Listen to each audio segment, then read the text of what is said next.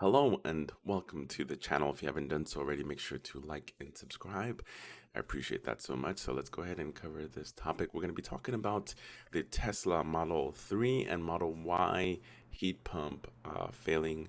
And Canada is actually opening a probe into investigating, why it's failing. So let's go ahead and do that right now. All right, so here is one of the articles. So there's two articles here. One is from Canada. It's from Reuters, but it's coming from Canada. That they're the Canada's auto safety regulator said on Thursday that it has opened an investigation into the heating system of Tesla Model 3 and Model Y vehicles following 16 consumer complaints about its performance during the cold weather.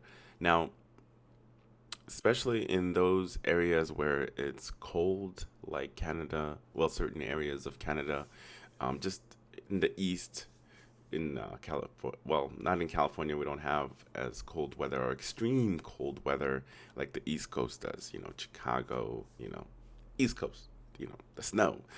Texas, because I used to live in Texas, we used to have, you know, snowstorms.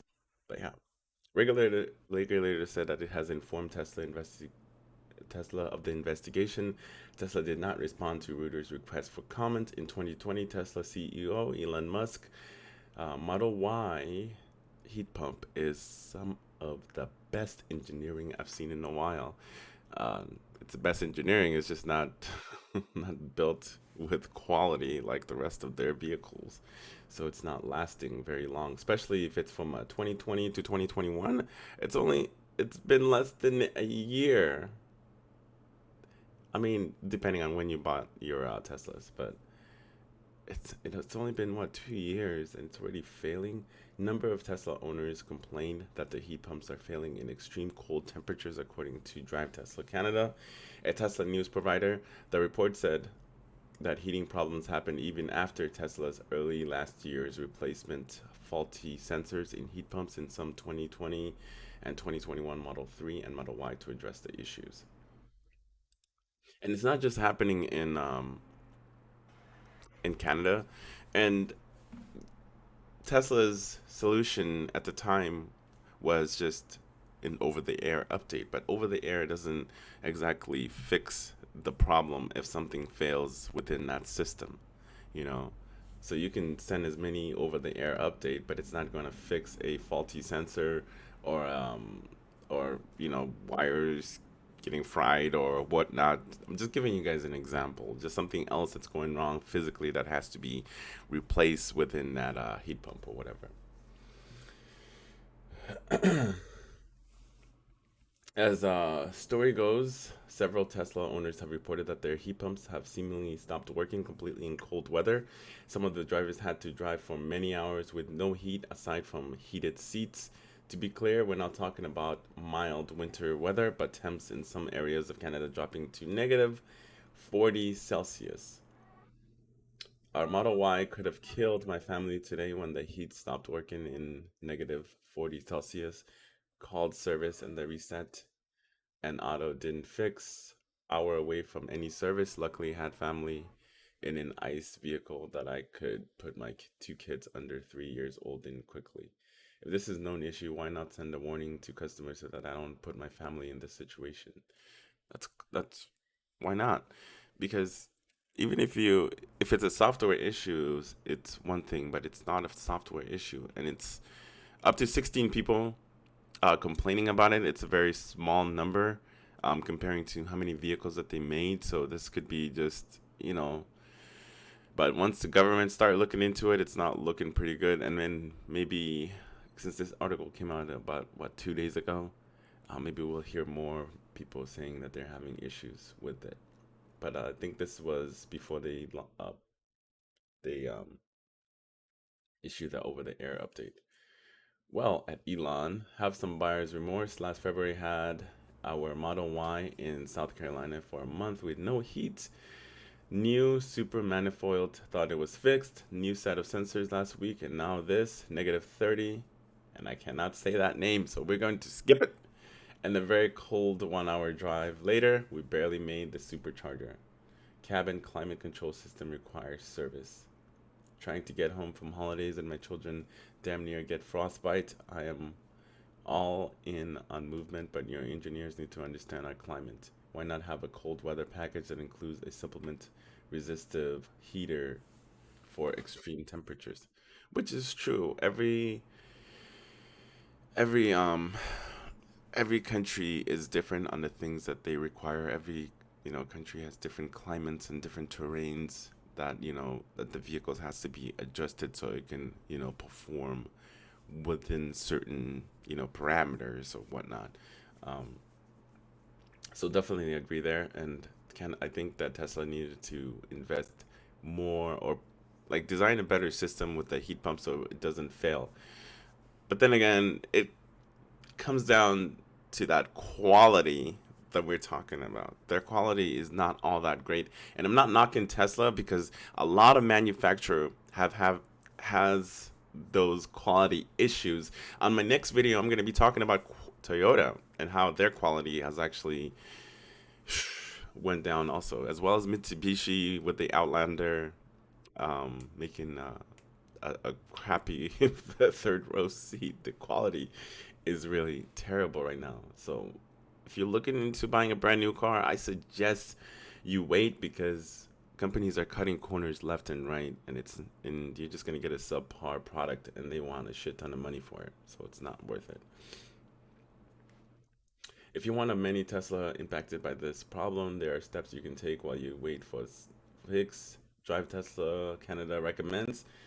Current mitigations are to precondition the vehicle 30 to 60 minutes prior to departure using recirculating air mode and use auto mode.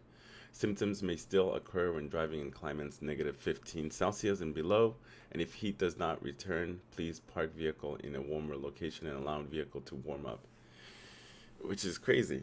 On a gasoline engine, you don't have to worry about that. You have the engine that gets warm and then it pushes some of that air, within the cabin, and much more intricate stuff that's happening there, whatever. But for for electric vehicles, obviously, you need the heat pump in order for you to have heat in the vehicle, obviously. FYI information regarding the heat pump issues. Some are facing extreme cold from Suffolk. We're not saying it because just can't do it. Just got some really encouraging news and context and climate system from our amazing tech at Tesla Saskatoon as we dropped off our 2022 Model 3 this AM, and I wanted to share it to help others. It's a 2022 model, and like I said, qualities. Oof. Tesla is taking the cold weather climate problem very seriously. They are very worried about the safety of drivers and have definitely prioritized this issue. The tech is on a group chat with engineers. Fremont and Alaska has been working directly with them over the past few weeks to figure this out. They are all working together, and when necessary, some parts from cars, including Mark Croakers, are being overnight shipped to California for them to figure out what's going on. I am also encouraged to hear why a software update is going to make a really big impact immediately for all you YN3 owners, and the update is in progress, ETA unknown. Like, a software update can't fix something that's wrong with it physically, that it needs to be replaced, it needs to be addressed. Yeah, some Teslas might get fixed with the software update, but not all of them. Some of them needs to be taken into the service centers to be serviced because there's something wrong with the heat pump or the heat pump system.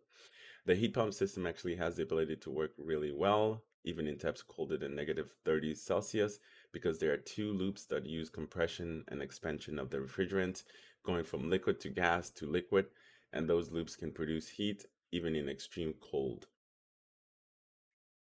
One of the observed climate failure that has been diagnosed is the front air intake flap freezing open and blasting cold air into the system when driving on the highway, which is preventing the heat pump system ability to work correctly.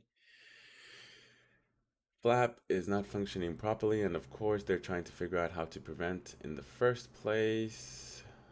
Of note, the tech recommends ensuring that the black grill on the front of your car is clean and clear, as no ice buildup there can cause the flap to not open close properly. Yeah, but they could have just put that somewhere else. I don't know. But black grill on the front of the car is clean and clear. Hmm. So I'm assuming it's this part right here. Is what he's talking about. Build up there that can cause the flap to not open and close properly. But it's just maybe it's a design fault. But we'll hear more and see what's happening out there with more cases coming out, obviously, especially when the government is looking into it. Um, I haven't heard anything from what is it like from East Coast or anything like that. Well, in the United States, it's mainly just Canada or Alaska, just one of those cold areas. And we do have those cold areas, but I haven't heard anything. Well, at least not in inside EVs or electric or whatever, different websites that haven't really reported anything else besides this. So anyway, that's the video. I hope you enjoyed it. And if you do, make sure to give it a like and subscribe.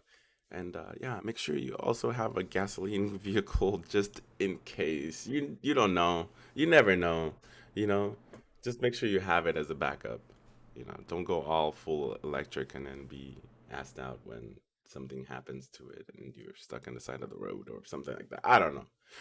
Anyway, that's the video. I hope you enjoyed it, like I said, and have a great day, because I will.